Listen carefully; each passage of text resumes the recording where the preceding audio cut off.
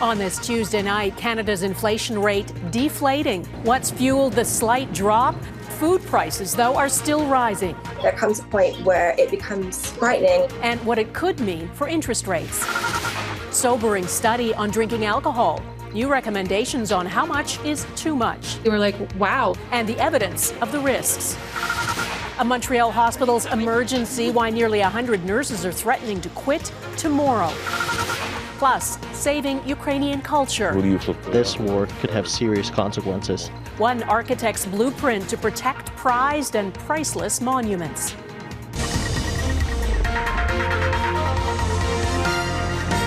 Global National with Donna Friesen. Good evening and thanks for joining us. There is a sliver of hope tonight for Canadians burdened by the high cost of living. Canada's inflation rate dipped to its lowest point last month in nearly a year. The Consumer Price Index slowed to 6.3% in December. That's down from 6.8% in November. It is in large part because of a 13% drop in the cost of gasoline. However, the price of groceries is still going up, increasing 11% year over year. Every Canadian is paying more for food, and those who can least afford it are slipping further into despair every week. Food banks, the first line of defense, are struggling to meet the demand. In our top story tonight, Heather Yourex-West looks at the reality of food insecurity in Canada. With two little girls, including one with severe food allergies, just keeping everyone fed has become a major source of stress. We're noticing, especially with allergy-friendly food, unfortunately, it happens to be more expensive. So it means that we're either having to try and stretch our meals further. At times in the past, like my husband and I have skipped meals if it's meant that, we can feed our children. We've never seen anything like this in our 40 years of business. With the rising price of food, the Calgary Food Bank is currently helping 1,000 individuals and families every day. But it's not enough to keep pace with demand. As a result, many in need are waiting almost 3 weeks. This is not sustainable. We cannot keep doing this every month. This is a growing problem. It's not about a lack of food, it's about a lack of money to buy food. And the decision makers across the country have to look at what's going on. Researchers out of the University of Toronto estimate there are currently more than 5.8 million Canadians struggling with food insecurity. In terms of households, that's 1 in 6. And while Canada has income support programs, they haven't been enough to turn the tide. Only Yukon, Alberta, Quebec, and New Brunswick index their income support programs to keep pace with inflation. But even then, researchers say these programs don't go far enough. I think needs to be a real conversation around making these benefits based on the actual cost of living that people are facing, so that we're actually talking about programs that enable people to get by. Until then, families like Laura's are left just trying to cope. There comes a point where it becomes frightening. As the price to feed her family only continues to climb beyond reach. Heather Yourex-West, Global News, Calgary. Another drop in inflation in December, even though it was a small one, is a positive sign. What might it mean for the rest of 2023 in terms of interest rates and the possibility of sliding into recession? That is what Anne Gaviola is looking into tonight. Gas and other commodity prices have come down on concerns of a slowing global economy, helping to cool inflation to its lowest point in nearly a year. We're already seeing the success of tighter monetary policy on retail spending, for instance. We're seeing that. We're seeing the impact, certainly, of higher interest rates on housing and housing prices. Still, Canadians paid higher mortgage interest costs, steeper rents. Food inflation remains stubbornly high. All of this food for thought for the Bank of Canada and its quest to tame inflation. The central bank's next interest rate announcement is January 25th, and money markets expect a 0.25% hike. 2023 is shaping up to be a rather rocky year for the Canadian economy. A new report by financial advisory firm Deloitte forecasts a recession starting with negative growth in the first half of this year. Even though we're making a recession call, we are saying that it's going to be relatively mild compared to historical standards. The thinking, an economic downturn will be cushioned by a strong labor market. But we're not immune to international risks with the U.S., our largest trading partner. China, the world's second largest economy, just announced its worst growth rate in nearly half a century, plus the toll of the energy crisis in Europe. Overall, it's going to be a relatively challenging next 6 to 9 months for many Canadians. But relief is expected toward the end of 2023, when many economists say we could see inflation return to levels closer to 3%, which is the upper edge of the Bank of Canada's target. Anne Gaviola, Global News, Toronto. How much alcohol we can safely consume is being drastically rethought. New recommended guidelines for Canadians advise even moderate drinking. Anything more than 2 drinks a week puts your health at risk. The update is from the Canadian Centre on Substance Use and Addiction, which reviewed 6,000 studies on alcohol use. It defines a standard drink as 12 ounces of beer, 5 ounces of wine, or 1.5 ounces of spirits. According to the report, consuming no alcohol has significant benefits to health and sleep. 3 to 6 drinks per week puts you at moderate risk of developing 7 types of cancer, including colon and breast cancer. And more than 7 alcoholic drinks a week puts you at increasingly high risk of heart disease and stroke. Mike Drolet on the new thinking about the risks of drinking.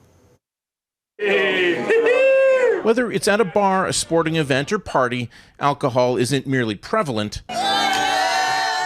It's celebrated in society today. A decade ago, the medical community put a number on what moderation looks like. No more than 15 drinks per week for men, 10 for women. But now, after a review of 6,000 medical studies, the new recommended guideline is no more than 2 drinks. We were also very shocked about how much different and how far we've come in the science since 2011. And, frankly, we're like, wow, like how are we going to get people to drink 2 drinks a week? How indeed? The Canadian Centre on Substance Use and Addiction wants warning labels placed on bottles, informing consumers of the increased risks for cancer, heart disease, and stroke. So after 7 drinks, the risk is exponential. So it increases at a much faster rate than it does at the moderate level. France has had labels on its bottles since 1991. Yet a recent study found that they were too small and lacked information. In short, they were ineffective. Canada's wine industry has another idea, labels, but with more focus on information than warnings. A 12 or 10% alcohol bottle of wine is going to have to, obviously, a lesser amount of alcohol than a 15% alcohol. So putting that on the label and understanding what a standard drink is makes total sense to us. Now, the recommendations are just that, recommendations, which Health Canada is in the process of reviewing. In the meantime, from a long-term medical point of view, the news isn't all grim. If you've been drinking really heavily for the last decade and we're very unaware of these risks, there is the potential, the damage isn't necessarily done. It's a dramatic shift from previous reports. Will Canadians listen? Mike Drolet, Global News, Toronto. The federal government is appealing a recent federal court ruling that would further extend the deadline for submitting claims in a military sexual misconduct class action settlement. This is in stark contrast to concerns raised by Prime Minister Justin Trudeau in 2018 over how the Justice Department was arguing these types of cases. And I've asked the Attorney General to follow up with the lawyers to make sure that we argue things that are consistent with this government's philosophy. Obviously, what the lawyers have been arguing does not align with what my belief or what this government believes. In its latest filing, the Department of Justice argues that a section of the settlement agreement that allows claims to be submitted beyond the deadline was misinterpreted and that the judge made errors of law. The original January 2022 deadline was extended earlier this month after 12 people sought to join the class action. Hundreds of claims are said to have been submitted since last year's deadline. Emergency room nurses at a major Montreal hospital walked off the job overnight. Ambulances had to be redirected and the hospital's ER was open to only the most urgent cases. It is a conflict that's months in the making. It may have been temporarily cooled down today by quick action from provincial officials. But as Mike Armstrong reports, the nurses are still threatening to resign en masse if more of their demands aren't met. This was the moment nurses walked out. Staff in the emergency room at Maisonneuve-Rosemont Hospital in Montreal's East End say they'd hit the breaking point. They'd eventually go back inside and treated patients who'd already been admitted, but that was it. the evening staff decide to stay in the coffee room and don't go to work. The ER reopened at 8 a.m., but the nurses' union threatened mass resignations if its demands weren't met.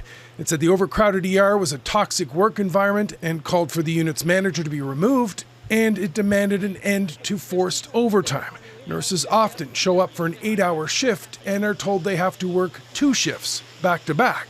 I have a lot of colleagues that have a family and have kids, and I don't know how they do to live like this. It's impossible. Well, the pressure tactic forced immediate action. Within hours, the head of the regional health board and the provincial health minister were involved in person. The unit manager was moved out of the ER and an independent outside person brought in to mediate. I just want to reassure patients that we are taking that seriously.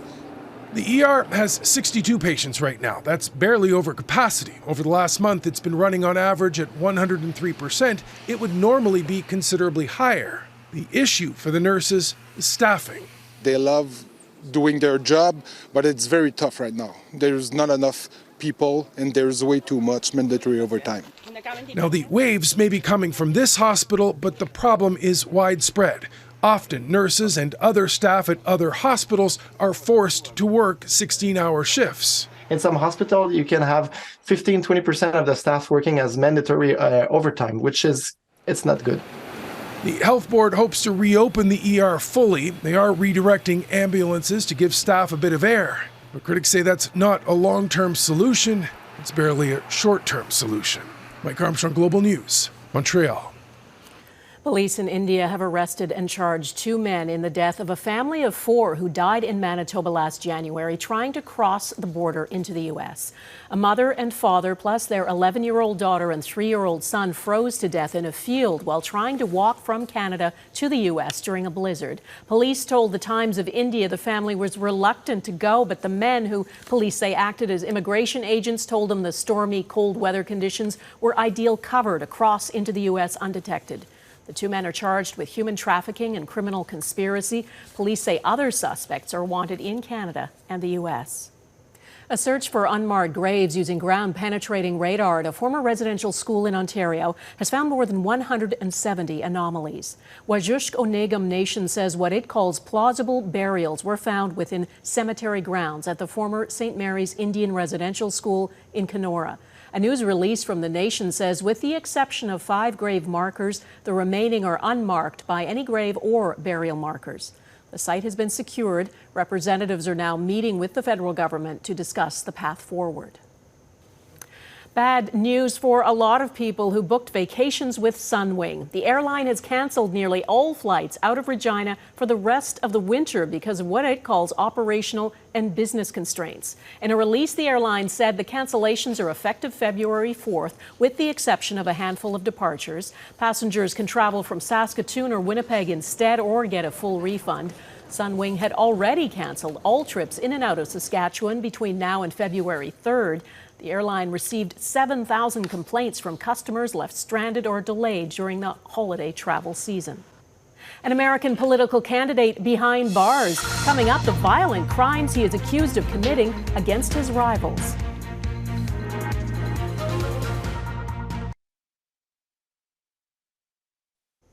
A disturbing tale of politically motivated violence is unfolding in the U.S. Police in New Mexico say a Republican candidate who lost his election has been arrested in connection with a string of shootings targeting his political rivals. Solomon Pena is alleged to have paid 4 men to carry out the crimes, in one case even pulling the trigger himself. Jackson Prosco reports. His fall from grace began at the ballot box and ended with his arrest by a SWAT team. Solomon Pena was taken into custody Monday, a failed Republican politician accused of hiring people to shoot at the homes of local Democrats. It is believed that he is the mastermind that was behind this and that was organizing this. The shootings began in December, first at the home of a county commissioner. Then 3 lawmakers' homes were hit, including a state senator.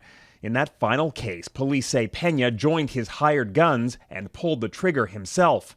At least one of the alleged gunmen is now cooperating with police. The evidence that we have is not only firearm, but it's also from cell phones and electronic records, surveillance video, and multiple witnesses inside and outside of this conspiracy. In November, Pena lost his own election to the New Mexico state legislature by a landslide, 47 percentage points. Just like his apparent idol, Donald Trump, he refused to concede. At the time, he tweeted, "Now researching my options." Prosecutors say after his loss, Pena confronted several of the lawmakers who later became his targets. He had complaints about his election. He felt it was rigged. So he approached all of these commissioners and the senators at their home with paperwork claiming that there was fraud. Pena also claims to have been in Washington on January 6, 2021, when Trump supporters stormed the Capitol. Albuquerque's mayor believes this was far more than a case of political sour grapes. This type of radicalism is a threat to our nation, and it has made its way to our doorstep right here in Albuquerque, New Mexico. Pena's alleged targets have gone from deeply shaken to relieved. Even in this tense partisan environment, few would have expected to see a defeated politician accused of armed revenge. Jackson Prosco, Global News, Washington. Climate protest ahead. Greta Thunberg among those detained by German police.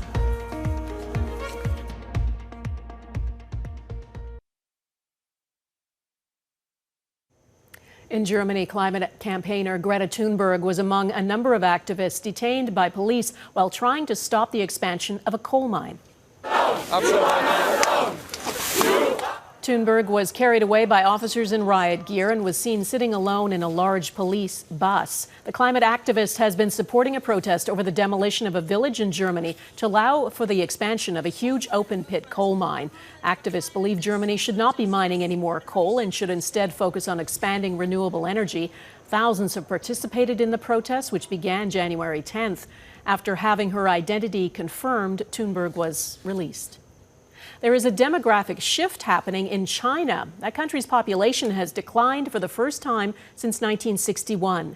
In the last year, China's population has dropped by 850,000. A decline was expected, but it's happened a decade sooner than predicted. China dropped its one-child policy in 2015, and the government has been encouraging citizens to have more children, but its birth rate is at a record low. Incentives include tax breaks and lowering the cost of childcare. However, it hasn't been enough to offset the rising cost of living. China's government says labor demands are being met. However, in order to avoid an economic crisis, some policies, such as pensions, will likely need to be adjusted.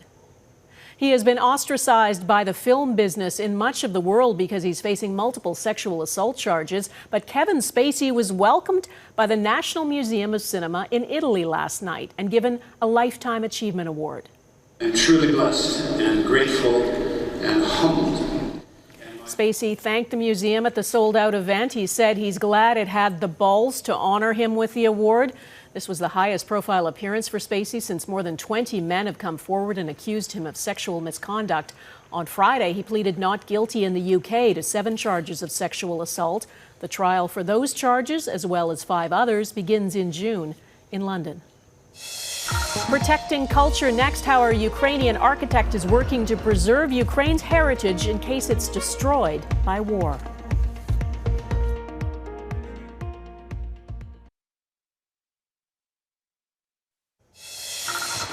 This inscription has archaeologists in Norway excited. It's believed to be the world's oldest discovered rune stone. The writing is thought to be 2,000 years old and dates back to the earliest days of the enigmatic history of runic writing.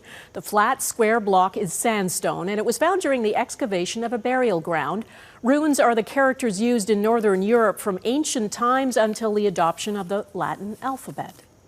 Well, preserving the past isn't always possible, but an architect in Ukraine has a plan to ensure his country's most historic and beloved buildings and monuments aren't all lost to Russia's aggression.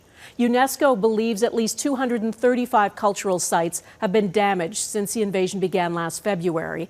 Now, as Redmond Shannon reports, 3D technology is being used to save them from disappearing completely. Lviv is one of Eastern Europe's architectural jewels. Its old town, a UNESCO World Heritage Site. The Church of St. John the Baptist dates back to the year 1250. The city is close to the Polish border and has so far escaped the worst of Russia's invasion, despite ongoing airstrikes against infrastructure. But local architect Julian Czaplinski notes that one missile strike could change that. We're now standing in a passage that was destroyed by a German bomb in 1939. Last year, we saw rockets hit Kyiv and other cities, and I realized this war could have serious consequences. Ukrainians have been using sandbags to protect monuments, but that is only practical for smaller structures, and even then would be useless against a direct hit. So Czaplinski started to raise funds so that any Lviv building or monument that does get destroyed could be rebuilt as precisely as possible. Enter 3D scanning technology. This team is working on the Dominican church in Lviv. In total, we now have 40 monuments scanned using a laser scanner, photometric technology, a drone, and photographs. The results of the Save Ukrainian Heritage project look like this: digital models covering every nook of history, inside and out. It complements other initiatives like this one, where smartphone users can scan smaller historic objects. It is difficult for me to say what is most valuable. Everything is valuable in Lviv. It was not for nothing that Lviv was included in the UNESCO World Heritage List. The team wants to expand its work beyond Lviv, but ultimately it hopes none of these models will ever be needed. Redmond Shannon, Global News, London. That is Global National for this Tuesday. I'm Donna Friesen. Tonight's Your Canada is Winnipeg's Sturgeon Creek, a place close to my heart and where I grew up. We'd love to see Your Canada. Please email it to viewers@globalnational.com. And thanks for watching. Hope to see you here again tomorrow. Bye-bye.